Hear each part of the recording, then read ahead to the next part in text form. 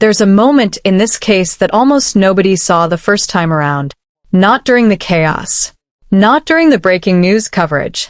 Not even in the hours after the shooting at the White House Correspondents Dinner. But days later, when investigators slowed everything down, frame by frame, they found something. And now, that moment is raising a question that is making people deeply uncomfortable. Before we go further into this disturbing crime case, go through the released footage with us. We will be right back.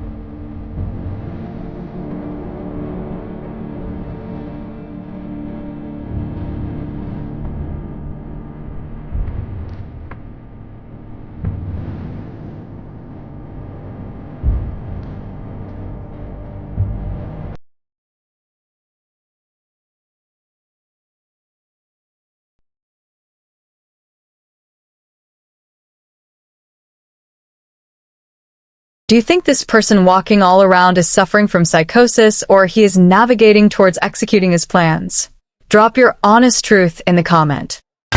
What's interesting in all of this is his behavior. Do you notice anything odd or not odd at all? Yeah, interestingly, he doesn't appear to be acting very psychotic in this footage. Although in his manifesto seems to indicate some psychosis, here, he doesn't seem to be acting very psychotic. We don't seem to notice him acting very strange or erratic in any of this footage, although a person who may be psychotic may not show symptoms of psychosis when they're just casually walking through hotel hallways. Nevertheless, this type of security camera footage of him casually walking through the hotel hallways and acting fairly normal, that's not going to play well, at least, to any jury if they're going to claim that Cole was psychotic. Just because someone doesn't look or act psychotic doesn't mean they're just not psychotic. Sometimes people who are experiencing psychosis can appear very composed or logical on the surface, even if their internal reality is distorted. This is because they could be masking symptoms to make themselves appear more normal and organized. Psychosis is extremely complex and is not always the stereotypical erratic and odd behavior. Was this preventable? Because in newly surfaced surveillance footage from inside the Washington Hilton, just minutes before the shooting, a police K-9 unit walks past a man standing near the lobby. That man is later identified as Cole Allen. At first, nothing looks unusual. People are moving around. Security is present. The event is already underway upstairs. But then, the dog stops. Not casually. Not for a second. It locks in. Its body stiffens. Its attention narrows. And if you've ever seen a trained detection dog react to something, you know this isn't random. The handler notices. There's a brief pause. A moment where something could have happened. And then, the handler pulls the dog away. They keep moving. No alert is called. No one is stopped. No escalation. Just movement. And seconds later, everything changes. Because within minutes of that moment, gunshots would echo through that same building. And suddenly, that brief interaction between a trained K-9 unit and a man in a hotel lobby doesn't feel small anymore. It feels like something else entirely. Something missed. Something overlooked. Or maybe something misunderstood. Because the real question isn't just what the dog reacted to. It's this. What would have happened if they had stopped him right there? To understand why that moment matters so much, you need to understand how these dogs are trained. K-9 units used in high-security events, like the White House Correspondents Dinner, are not ordinary dogs. They are trained to detect firearms, explosives, specific chemical signatures, even subtle behavioral cues. And they are extremely accurate. We're talking about animals that can pick up traces of substances humans would never notice, which means when a K-9 reacts like that, it's usually for a reason. Now, officially, investigators have not confirmed exactly what that dog detected in that moment. But based on what we now know, Cole Allen was carrying weapons. Not just one, multiple, a handgun, a shotgun. Additional items that raised serious concerns once he was apprehended. So when people watch that footage now, they don't just see a dog pausing. They see a potential warning sign, a signal. And what makes it more intense is how quickly it passed. Because the handler didn't escalate. They didn't stop him. They didn't call for backup. They moved on. And this is where people start asking, if you were in that position, and you saw that kind of reaction from a trained detection dog, would you have stopped him? Or would you have assumed everything was fine? Pause and think about that.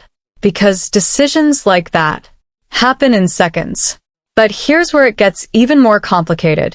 Because not every K-9 reaction leads to an arrest. Not every signal means immediate danger.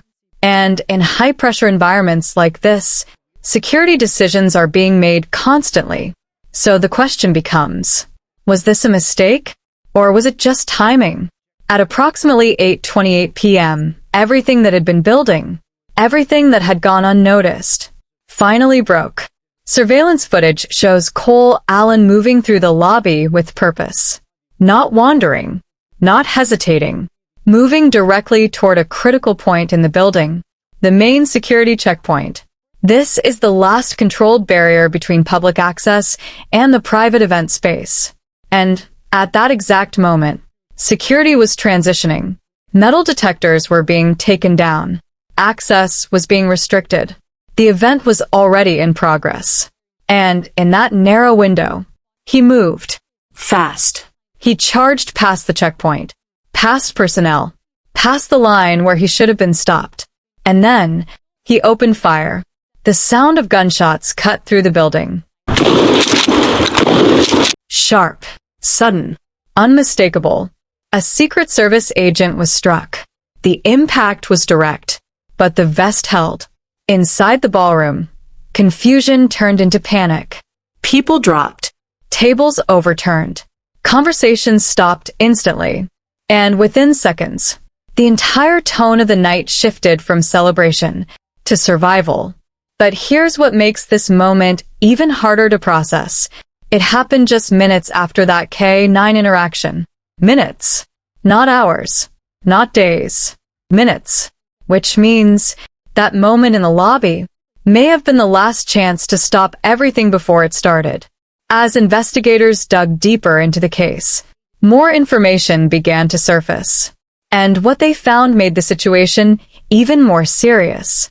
Prosecutors released new evidence.